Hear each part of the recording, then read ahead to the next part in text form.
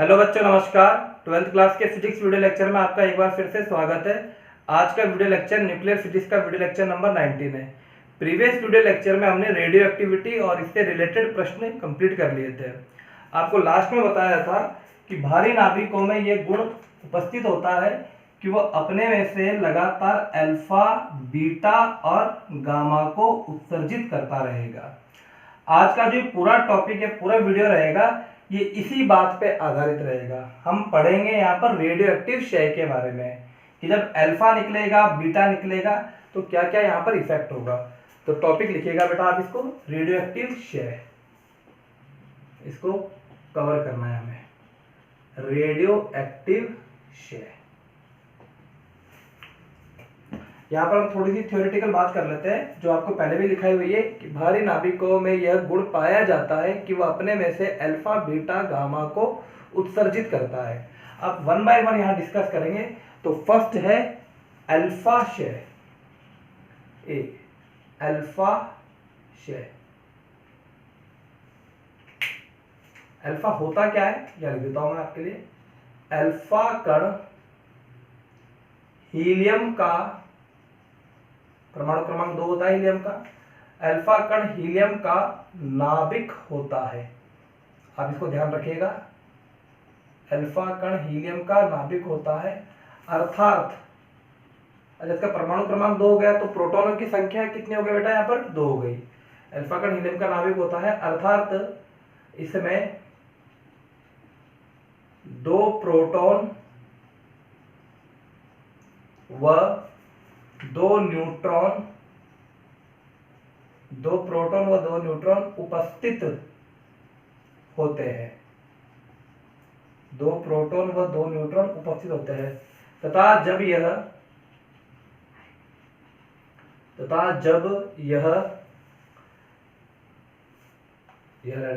जब अल्फा कण बाहर निकलता है तो इसे निम्न अभिक्रिया द्वारा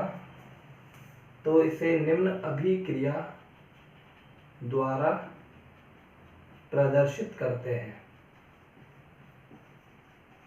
आपको प्रीवियस वीडियो लेक्चर में मैंने आपको बताया था कि अगर अल्फा कण बाहर निकलेगा, मान लीजिए ये कोई तत्व है जिसका परमाणु क्रमांक Z है, X तत्व प्रतीक है और A इसका द्रव्यमान संख्या है। अगर अल्फा कण बाहर निकला, अल्फा कण इन द सेंस क्या कहा जाएगा इसको, 2He4। आपको ये ध्यान रखना है, 2He4 हीलियम का द्विआयनित परमाणु है। ये 2He4 दो इसका परमाणु क्रमांक है और 4 इसकी द्रव्यमान संख्या है।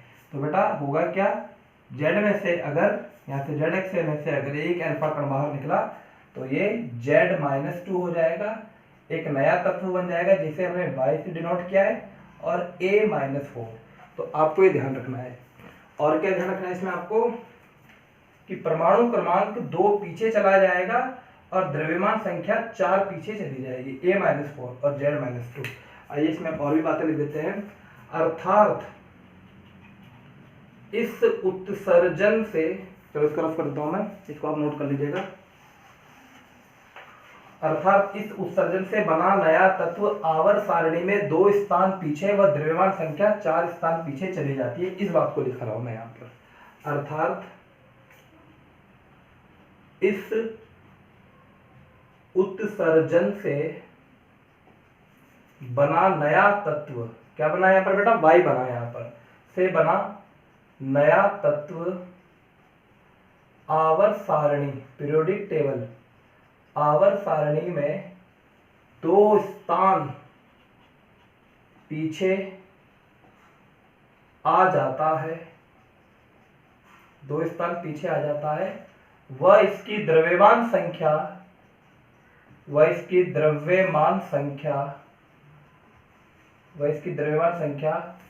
4 घट जाती है। क्लियर है बेटा। अब इसका एग्जांपल देख लेते हैं, क्योंकि बोर्ड एग्जाम में ये प्रश्न पूछा जाएगा, अल्फा क्षय किसे करते हैं, वैसे क्या इफेक्ट पड़ता है, वैसे उदाहरण द्वारा समझाइए। तो ये एग्जांपल आप ध्यान रखना। मान लेते हैं कि 92 यूरेनियम 238 कोई यहाँ पर एक नाभिक है। ठीक है बेटा, ये तत्व है यूरेनियम का। यूरेनियम का परमाणु क्रमांक होता है 92 और इसकी द्रव्यमान संख्या है 238। अब इस भारी नाभिक में से एक अल्फा कण बाहर निकल गया। अल्फा कण मतलब 2He4 बाहर निकल गया। तो बेटा क्या बचेगा, अब इससे जो नया तत्व बना वो आवर्त सारणी में 2 स्थान पीछे चले जाएगा। 90 परमाणु क्रमांक होता है थोरियम का। ठीक है, TH। 238 में से 4 घटा दोगे तो क्या बचेगा, 234। तो ये इसका राइट एग्जाम्पल है, आप इस एग्जाम्पल को भी ध्यान रखना। अब इसमें कुछ इंपॉर्टेंट बातें मैं लिखा देता हूँ आपको। ठीक है, तो देखिए पहली इंपॉर्टेंट बात है, अल्फा कण धन आवेशित होता है। अल्फा कण धन आवेशित होता है। ठीक है, ये आपको ध्यान रखना होगा। अल्फा कण पॉजिटिव होता है, बीटा कण नेगेटिव होता है। हालांकि बीटा कण 2 प्रकार के होते हैं, पूरा भी बताऊंगा मैं, लेकिन नॉर्मली बीटा कण ऋणावेशित होता है और गामा कण उदासीन होता है। अब अल्फा कण धनावेशित होता है। अब जब इसे किसी गैस में से गुजारेंगे तो बेटा क्या करेगा, ये इलेक्ट्रॉन को अपनी ओर आकर्षित करेगा और गैस को आयनीकृत कर देगा। इस पूरी बात को यहाँ लिखते हैं। अल्फा कण धनावेशित होते हैं जब इन्हें गैस से गुजारा जाता है। जब इसे गैस से गुजारा जाता है तो यह इलेक्ट्रॉन ग्रहण करके उसे आयनित कर देते हैं। उसे आयनित कर देते हैं। अतः इनकी आयनीकरण क्षमता, ये इंपॉर्टेंट बात है, अतः इनकी किसकी, अल्फा कण की, अतः इनकी आयनीकरण क्षमता सर्वाधिक या सबसे ज्यादा होती है। अगर आपसे पूछा जाए अल्फा बीटा गामा में सबसे ज्यादा आयनीकरण क्षमता किसकी होती है, तो अल्फा की आयनीकरण क्षमता सर्वाधिक होती है। अगर किसी गैस में से अल्फा कण को गुजारा जाएगा तो ये इलेक्ट्रॉन को ग्रहण कर लेंगे, क्योंकि खुद ये पॉजिटिव है तो इलेक्ट्रॉन को अपनी तरफ आकर्षित करेंगे, अट्रैक्ट करेंगे। इलेक्ट्रॉन अगर वहां चले जाएगा तो बेटा होगा क्या, उस गैस में से इलेक्ट्रॉन त्याग दिया, उस गैस ने इलेक्ट्रॉन त्याग दिया तो इसका मतलब क्या हो गया, उसके अंदर वो आयन बन जाएंगे और ये आयनीकरण हो जाएगा। तो यहाँ पर इसकी आयनीकरण क्षमता सर्वाधिक होती है। ये बात आपको ध्यान रखनी होगी। अगला इंपॉर्टेंट पॉइंट, अल्फा कण की भेदन क्षमता सबसे कम होती है। ये ध्यान रखना आप, रिवर्स होता है यहाँ पर प्रोसेस। आयनीकरण सबसे ज्यादा होती है अल्फा की और सबसे कम आयनीकरण गामा की होती है, क्योंकि वो उसके अंदर कोई आवेश नहीं होता, जबकि उसकी भेदन क्षमता सबसे ज्यादा होती है। ये बात मैं आपको गुण में भी लिखा दूंगा, लेकिन यहाँ पर भी आप इसको लिख लीजिए। अल्फा कणों की भेदन क्षमता, अल्फा कणों की भेदन क्षमता, भेदन का मतलब समझ गए होंगे आप, भेदने की क्षमता, भेदन क्षमता अपेक्षाकृत कम होती है। बेटा इन बातों को आप वीडियो लेक्चर से ही वीडियो को पॉज करके आप अपनी कॉपी में नोट कर लेना, क्योंकि अब जो रेडियो एक्टिविटी के बाद में एक बहुत इंपॉर्टेंट बात बता रहा हूं मैं, इसको आप नोट कर ले रहे, ठीक है ना। ऐसे नोट का मतलब है अपने दिमाग में। अब जो चीजें मैं पढ़ाऊंगा आपको केवल वही, क्योंकि आप जो थ्योरेटिकल बुक में बहुत सारी थ्योरेटिकल चीजें हैं, नाभिकीय विखंडन अभिक्रिया, नाभिकीय संलयन अभिक्रिया, अब मैं आपको वही चीजें पढ़ाऊंगा जो इस साल board exam 12th board exam 2021 में आएगा। क्योंकि आपका लगभग ऐसा बताया जा रहा है 40% सिलेबस कम हो गया। हालांकि अभी तक ऑफिशियली नोटिफिकेशन नहीं आया है, लेकिन अकॉर्डिंग टू CBSE NCERT ने 40% सिलेबस कम कर दिया। उसके अकॉर्डिंग जो मैं आपको टॉपिक पढ़ा रहा हूँ, ये तो सब चीजें है, रेडियो एक्टिविटी तक तो सब कुछ पढ़ना पड़ेगा, लेकिन आगे है ना आपको अल्फा बीटा गामा में केवल गुण पढ़ने पड़ेंगे। बुक में आप देखेंगे तो नाभिकीय भट्टी भी है, परमाणु बम भी है, ये सब चीजें हटा दी गई है, ठीक है। और ये जब बिल्कुल ऑफिशियली राजस्थान बोर्ड का आएगा 100% है कि ये आपके सिलेबस में नहीं रहेगा। अगर बाय द वे ये रह भी जाता है, कुछ बच्चों को डाउट होगा कि सर मान लेते हैं 1% अगर ये रह जाता है तो क्या करेंगे, क्योंकि क्लास में ऐसे बच्चे होते हैं जो ऐसी नेगेटिविटी बातें करेंगे कि नहीं सर बताओ अगर रह जाएगा तो क्या होगा, तो मैं कंप्लीट कराऊंगा। लेकिन 100% अभी तक 99 मान लीजिए 99% चांस है कि वो चीज़ें नहीं रहेगी। अब जो मैं आपको चीज़ें बता रहा हूँ केवल आपको वही नोट करना होगा। बेटे बात ये बिल्कुल सिंपल सी है कि जो बोर्ड एग्जाम में चीज़ें आएगी नहीं उन्हें आप क्यों कॉपी में लिखो, और वो भी इतना ज़्यादा ये आगे के कॉम्पिटिटिव एग्जाम में भी इतना ज़्यादा ये काम आता नहीं है क्योंकि थ्योरेटिकल बातें ही है। तो अब मैं केवल आपको अल्फा बीटा गामा के कुछ इंपॉर्टेंट बातें और उनके गुण दिखाऊंगा, इसी में ये चैप्टर कंप्लीट करेंगे और इतना ही आपको पढ़ना होगा और इतना ही बोर्ड एग्जाम में आपसे पूछा जाएगा और इतनी ही चीज़ आगे के कॉम्पिटिटिव एग्जाम में आता है। बाकी ये भी इतना है नहीं कि बहुत ज़्यादा इंपॉर्टेंट है, ये रेडियो एक्टिविटी तक बहुत ज़्यादा इंपॉर्टेंट रहता है, तो वहाँ तक आपने सीख लिया वही इस चैप्टर में। तो अब देखिए बेटा, इसलिए मैं ये कहना चाहता हूँ कि आपको आगे इस चैप्टर के नोट्स नहीं मिलेंगे, आप यहाँ से ही देख के लिख लीजिएगा, क्योंकि नोट्स में तो सारी चीज़ें मैं वो भेजूंगा तो आपको उतारना भी नहीं है, आपको आप वीडियो से ही पॉज करके इसको नोट कर लीजिएगा। तो ये हो गई अल्फा कोणों की भेदन क्षमता अपेक्षाकृत कम होती है।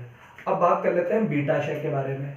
तो सेकेंड है हमारा पास बीटा क्षय। क्षय का मतलब डीके होता है, निकलना, खर्च होना। सबसे पहले बीटा की बात कर लेते हैं। रेडियो एक्टिव पदार्थ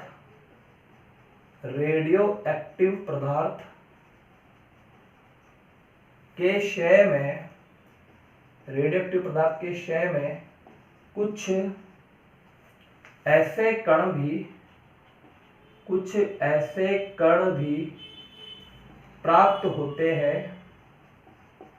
रेडियोएक्टिव पदार्थ के क्षय में कुछ ऐसे कण भी प्राप्त होते हैं जिनका द्रव्यमान, बहुत इंपॉर्टेंट बात है, जिनका द्रव्यमान इलेक्ट्रॉन के द्रव्यमान के बराबर होता है। इलेक्ट्रॉन के तो द्रव्यमान के बराबर होता है। क्या लिखा है यहाँ पर? बीटा क्षय। हम पढ़ रहे हैं बीटा क्षय। तो रेडियोएक्टिव जो पदार्थ होते हैं, सबसे इंपॉर्टेंट बात यहाँ पर यह है कि रेडियोएक्टिव पदार्थ क्या होता है, तो पहले ही बता दिया गया है, जिससे अल्फा बीटा गामा बाहर निकले उन्हें रेडियोएक्टिव पदार्थ कहा जाएगा, और जो ये गुण प्रदर्शित करे उन्हें रेडियोएक्टिव पदार्थ कहा जाएगा। ठीक है बेटा, रेडियोएक्टिविटी कहा जाता है इससे पूरे प्रोसेस को, आप बात समझ के होंगे। और ये एस ब्लॉक के एलिमेंट होते हैं, भारी तत्व होते हैं। तो इनके क्षय में कुछ ऐसे भी कण होते हैं जिनका द्रव्यमान, जो बाहर निकलते हैं, उनमें से ऐसा पाया गया कि कुछ ऐसे कण मिले जिनका द्रव्यमान इलेक्ट्रॉन के द्रव्यमान के बराबर होता है। सब बच्चों को इलेक्ट्रॉन का द्रव्यमान पता होना चाहिए, 9.1 × 10⁻³ kg। तो उनका जो द्रव्यमान आया वो इलेक्ट्रॉन के द्रव्यमान के बराबर होता है, तथा इन पर जो आवेश है, तथा आवेश इलेक्ट्रॉन या प्रोटॉन के बराबर होता है। इलेक्ट्रॉन या प्रोटॉन के बराबर होता है। इन्हें बीटा कण कहा जाता है। इन्हें बीटा कण कहा जाता है। बेटे अब यहाँ देखिए, बहुत यहाँ आपको आप चीज कैच कर लेंगे। यहाँ पर देखिए, जो इनका द्रव्यमान आया वो तो इलेक्ट्रॉन के द्रव्यमान के बराबर, यानी मास ऑफ इलेक्ट्रॉन 9.1 × 10⁻³ kg। जबकि आवेश यहाँ पर जो आया वो प्लस माइनस ई आया। कभी ये माइनस ई आता है, कभी ये प्लस ई आता है, क्योंकि प्रोटॉन का आवेश प्लस ई होता है और इलेक्ट्रॉन का आवेश माइनस ई होता है। तो इस आधार पर हम ये बात समझ गए कि बीटा कण दो प्रकार का होगा, एक होगा बीटा पॉजिटिव और एक होगा बीटा नेगेटिव। बीटा पॉजिटिव का आवेश कितना होगा? प्लस ई, प्रोटॉन के बराबर, और बीटा नेगेटिव का आवेश कितना होगा? माइनस ई, इलेक्ट्रॉन के बराबर। इसे कहा जाता है, जो धनात्मक बीटा कण होता है उसे कहा जाता है, बेटा याद रखना, पॉजिट्रॉन। ठीक है, और इस बीटा नेगेटिव कण को कहा जाता है इलेक्ट्रॉन। अब ऐसे ध्यान रखिएगा, ये है पॉजिट्रॉन, पॉजिटिव है इसलिए पॉजिट्रॉन, और ये नेगेटिव है इसे इलेक्ट्रॉन कहा जाता है। द्रव्यमान इलेक्ट्रॉन के द्रव्यमान के बराबर, और आवेश हो जाएगा माइनस ई। क्लियर? अब इसे प्रदर्शित कैसे करते हैं तो वो सीखिए आप। तो यहाँ पर आपको ये बात ध्यान रखनी है, अल्फा दो प्रकार का नहीं होता है, अल्फा एक ही प्रकार का होता है। अल्फा तो पॉजिटिव होता है। और एक इंपॉर्टेंट बात और ध्यान रखिएगा, अगर बीटा के बारे में कुछ नहीं कह रखा है कि वो पॉजिटिव है कि नेगेटिव है, तो आपको सेल्फ उसको नेगेटिव ही मानना है। लेकिन अगर वो बात करे धनात्मक बीटा कण तो फिर वो पॉजिट्रॉन हो जाएगा। लेकिन अगर कुछ नहीं दे रखा तो वो नेगेटिव बीटा कण रहेगा। तो दो प्रकार का बीटा कण होता है, कौन कौन सा? ए धनात्मक, ये पहले ऋणात्मक लिख लेते हैं, ए ऋणात्मक बीटा कण, इसे बीटा माइनस कहते हैं, और बी धनात्मक बीटा कण, इसे बीटा पॉजिटिव कहा जाता है। ठीक है, अब वन बाय वन करके डिस्कस करते हैं। तो देखिए बेटा, पहले हम ले लेते हैं ऋणात्मक बीटा कण, बीटा नेगेटिव।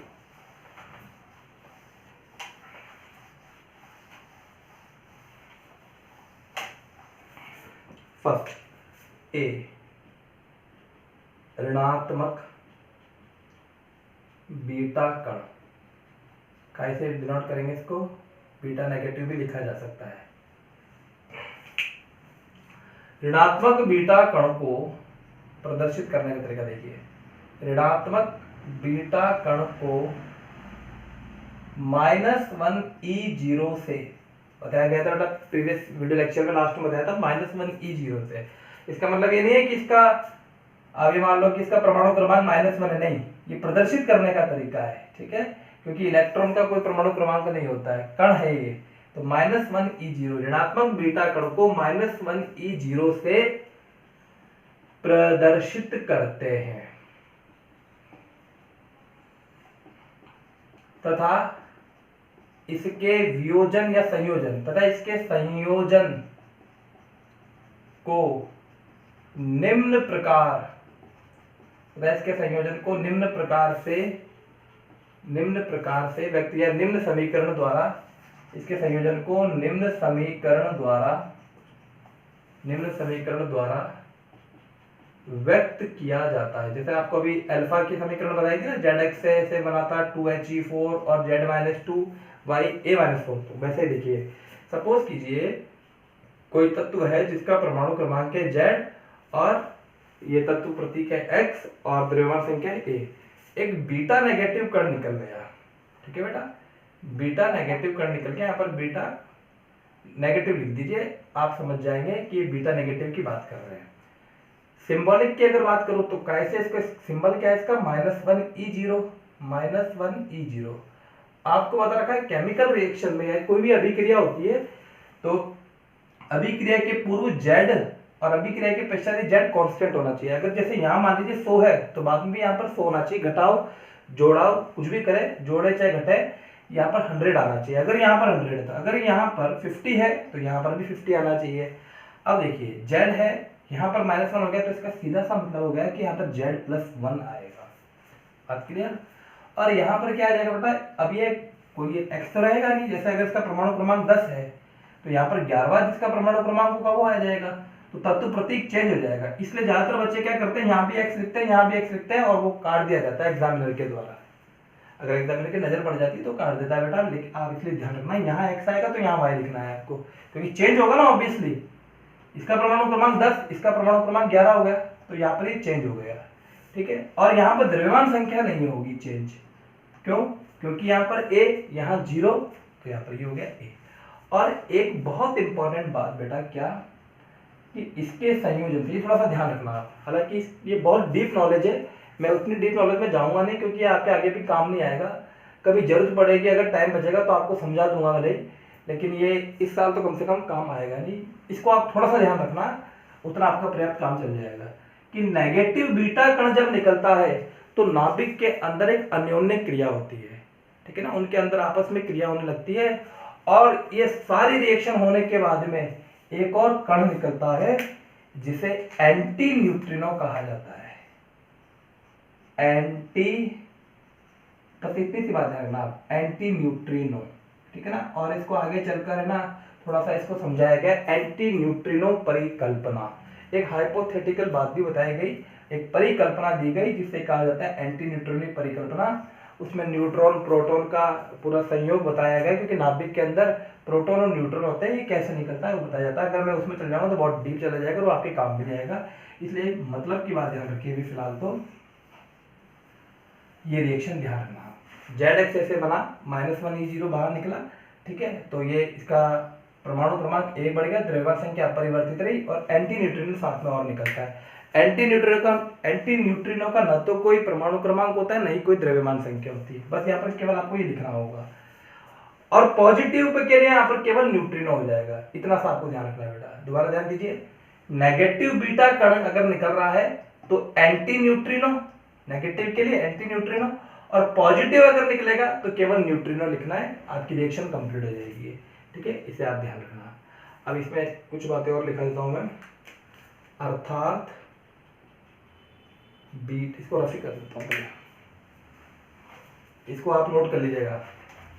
देखो परमाणु क्रमांक 1 बढ़ गया, द्रव्यमान संख्या परिवर्तित रही और साथ में एंटी न्यूट्रिनो निकला, इस बात को दिखा देता हूं।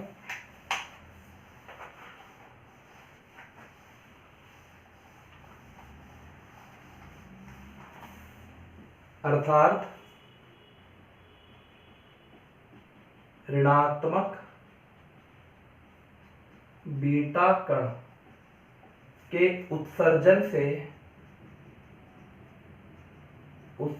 से तत्व का परमाणु क्रमांक आवर्त सारणी में, बेटा अल्फा में तो पीछे चला जाता था, यहां पर +1 हो गया, आगे चला गया, आवर्त सारणी में एक स्थान, एक पोजीशन आगे चला गया, एक स्थान आगे चला जाता है, एक स्थान आगे चला जाता है, किंतु द्रव्यमान संख्या अपरिवर्तित रहती है, किंतु द्रव्यमान संख्या अपरिवर्तित। आपने देखा होगा बेटा ए तो पहले भी ए था, बाद में भी ए था, क्योंकि इसमें क्या होता है -1E0, यहां पर 0 है ना, इसलिए आपको कोई चेंजेस नहीं होगा, अपरिवर्तित रहती है। अब सेकंड वाली पढ़ लेते हैं बेटा, वो क्या है, धनात्मक बीटा कण। तो देखिए बेटा धनात्मक बीटा कण के लिए बी,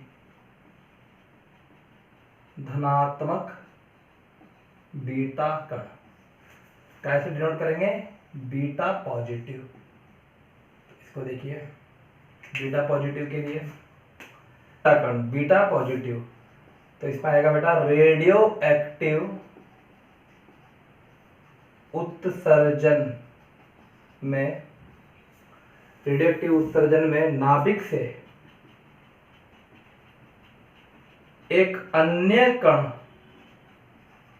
एक अन्य कण, क्या नाम देंगे बेटा इसको, वहां पर आपने लिखा था -1E0, यानी लिख दीजिए +1E0, समझना बात को, वहां पर नेगेटिव बीटा कण था तो आपने लिखा था -1E0, यहां पर धनात्मक बीटा कण है तो क्या लिखोगे +1E0। आपको ऑटोमेटिकली समझ में आ जाएगा कि जब +1E0 उत्सर्जित होगा तो बेटा यहां पर आवर्त सारणी में ये एक पीछे स्थान पे चला जाएगा। देखिए कंप्लीट कर लेते इसको, रेडियोएक्टिव उत्सर्जन में नाभिक से एक अन्य कण +1E0 उत्सर्जित होता है, जिसे धनात्मक बीटा कण कहा जाता है।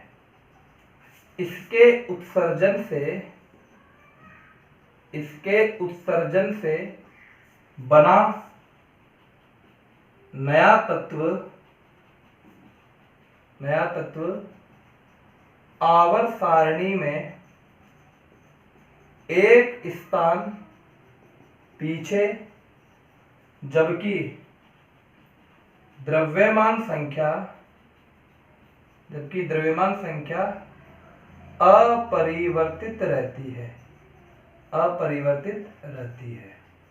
इसे निम्न प्रकार से प्रदर्शित किया जाता है। अब इसका प्रदर्शित करने का तरीका भी देख लीजिए बेटा आप।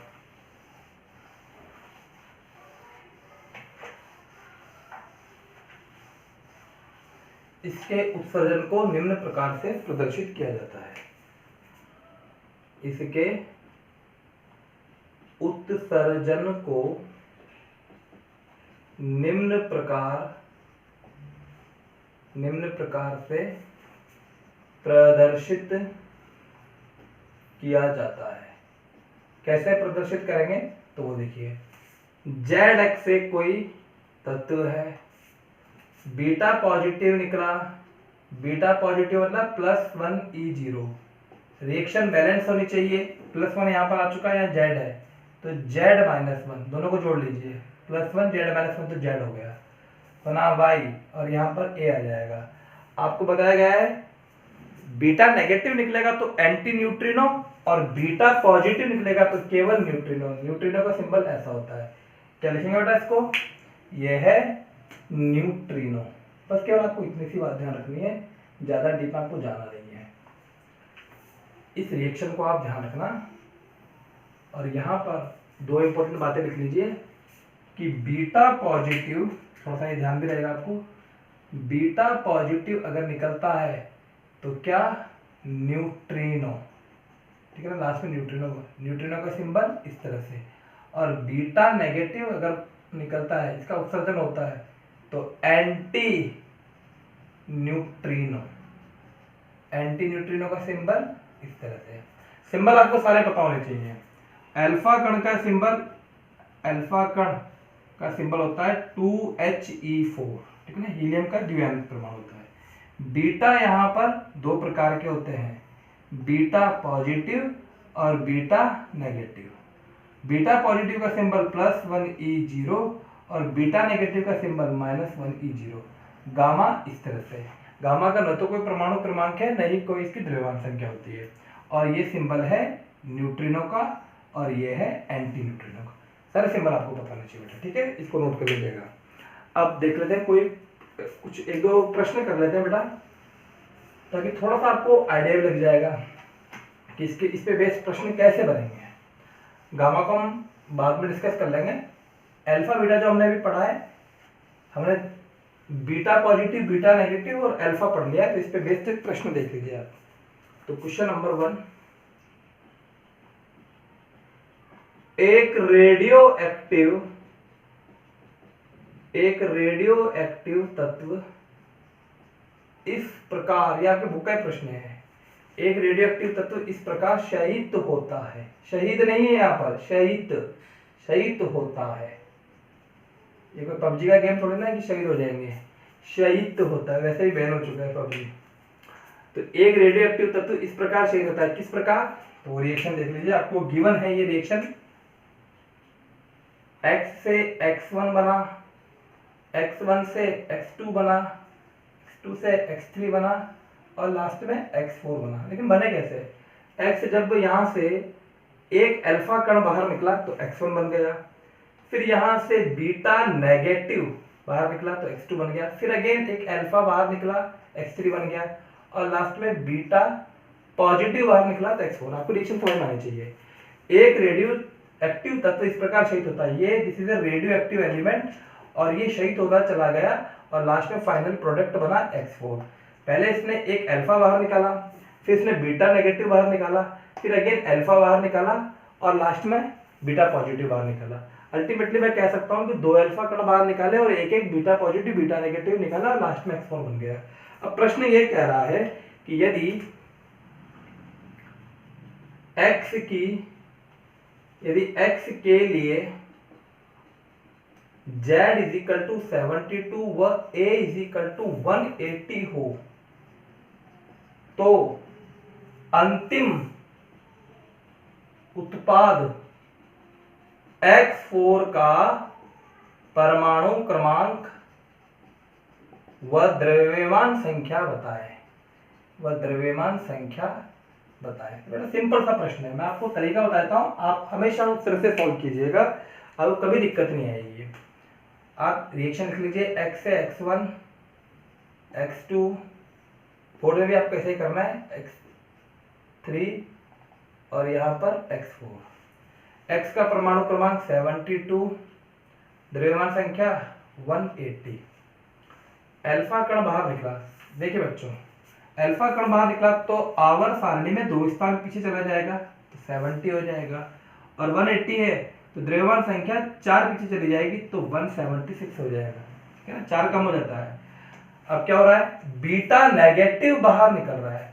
बीटा नेगेटिव के बारे में आप अच्छे से जानते हैं कि बीटा नेगेटिव अगर बाहर निकल रहा है, बीटा नेगेटिव मतलब -1E0 बाहर निकल रहा है, तो आवर्त सारणी में 1 आगे आ जाएगा और द्रव्यमान संख्या वैसी ही रहेगी।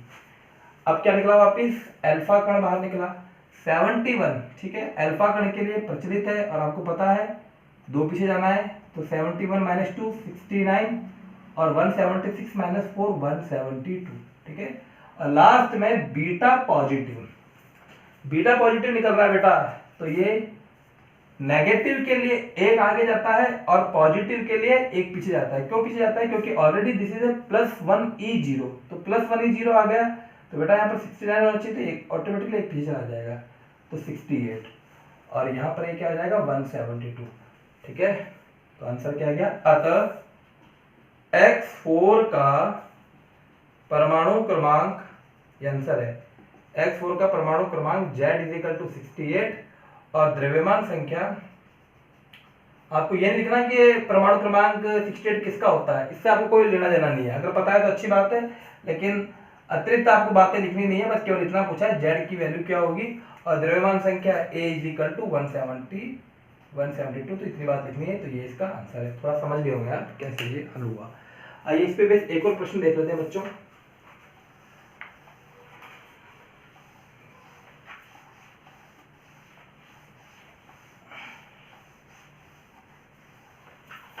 नेक्स्ट क्वेश्चन इसी तरह का प्रश्न है, ये भी आपकी बुक का ही क्वेश्चन है। एक रेडियो एक्टिव नाभिक इस प्रकार शयित होता है, इस प्रकार शयित होता है। किस प्रकार? वो लिखा है यहाँ पर, x से x1, x1 से x2, x2 से x3 और x3 से x4। लेकिन होगा क्या क्या यहाँ पर? पहली बार में इसने 3 अल्फा निकाला, फिर 2 बीटा नेगेटिव निकाला, फिर 2 अल्फा निकाला और लास्ट में 3 बीटा पॉजिटिव निकाला। ठीक है, यदि आपको X4 का बताना होगा, यदि X का परमाणु क्रमांक, यदि X का परमाणु क्रमांक Z = 100 व द्रव्यमान संख्या A = 240 हो, तो X4 के लिए Z व A ज्ञात करें। ठीक है, सॉल्यूशन देखो बेटा, क्या तरीका मैंने बताया आपको। सबसे पहले ये रिएक्शन लिख लीजिए, X से X1, X2, X3 और फाइनली X4। X का परमाणु क्रमांक 100, X की द्रव्यमान संख्या 240। क्या क्या निकल रहा है? सबसे पहले 3 अल्फा, 2 बीटा नेगेटिव, 2 अल्फा और 3 बीटा पॉजिटिव। अब आपका यहाँ पर आपका कॉन्सेप्ट काम आएगा। एक अल्फा निकलने से परमाणु क्रमांक 2 पीछे जाता है, तो 3 अल्फा निकलेंगे, तो 3 × 2 6 पीछे चला जाएगा। 100 में से 6 माइनस करिए तो बेटा आता है 94। क्लियर बच्चों? एक अल्फा कण निकलने से द्रव्यमान संख्या 4 घट जाती है, तो 3 अल्फा कण बाहर निकलेंगे, तो 4 × 3 12, तो 240 में से 12 माइनस कीजिए तो आ जाएगा 228। क्लियर बच्चों?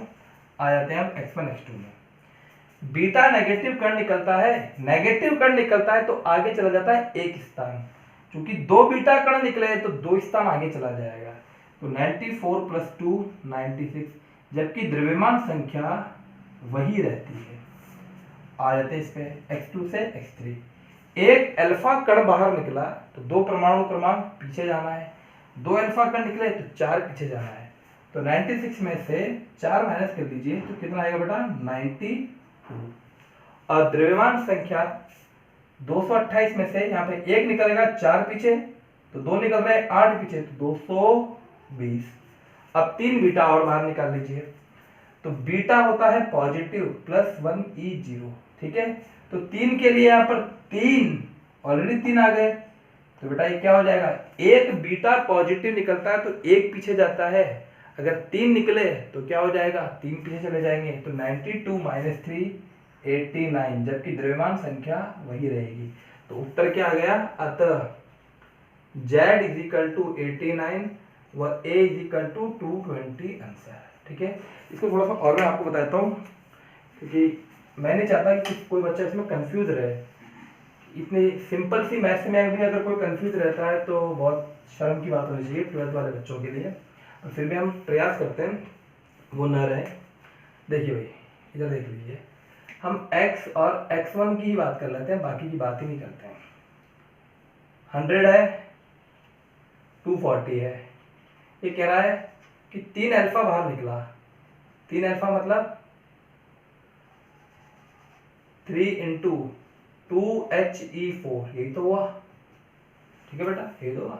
3 अल्फा बाहर निकला, 3 इंटू 2 6, यहाँ पर 100 है, 6 ऑलरेडी आ चुका है, तो क्या बचेगा 94x1।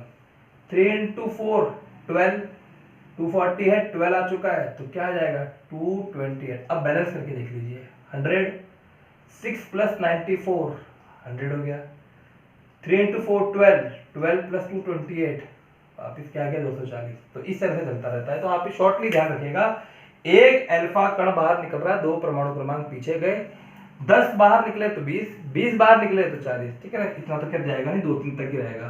3 अल्फा कण बाहर निकले तो 6 पीछे 94, 12 पीछे 228, इस तरह से आप आगे बढ़ते जाइए, फाइनली उत्तर आ जाएगा। और एक और बात बता देता हूँ, गामा कण जब बाहर निकलता है तब न तो परमाणु क्रमांक चेंज होता है, नहीं द्रव्यमान संख्या चेंज होती है, इसलिए मैंने आपको पहले ही प्रश्न बता दिए। अगर सपोज कीजिए आपके लिए यहाँ पर गामा भी आ जाता है, केवल परमाणु क्रमांक और द्रव्यमान संख्या अल्फा और बीटा से ही चेंज होती है, गामा से कुछ भी चेंज नहीं होगा। 10 गामा कण बाहर निकल गए, कोई बात नहीं, आपको यही आंसर लिख कर आना होगा। एक आध प्रश्न उसमें बेस भी करा दूंगा, तो ये आपके प्रश्नों के। अब आता है बेटा गामा कण या गामाशय। तो ऐसा करते हैं, गामाशय तो वीडियो लेक्चर बड़ा हो जाएगा, अगले वीडियो लेक्चर में हम गामाशय को डिस्कस करेंगे और अल्फा बीटा गामा के गुण दिखा देंगे। इतने में आपका वीडियो लेक्चर, ये चैप्टर भी कंप्लीट हो जाएगा। तो बेटा आज के वीडियो लेक्चर में इतना ही।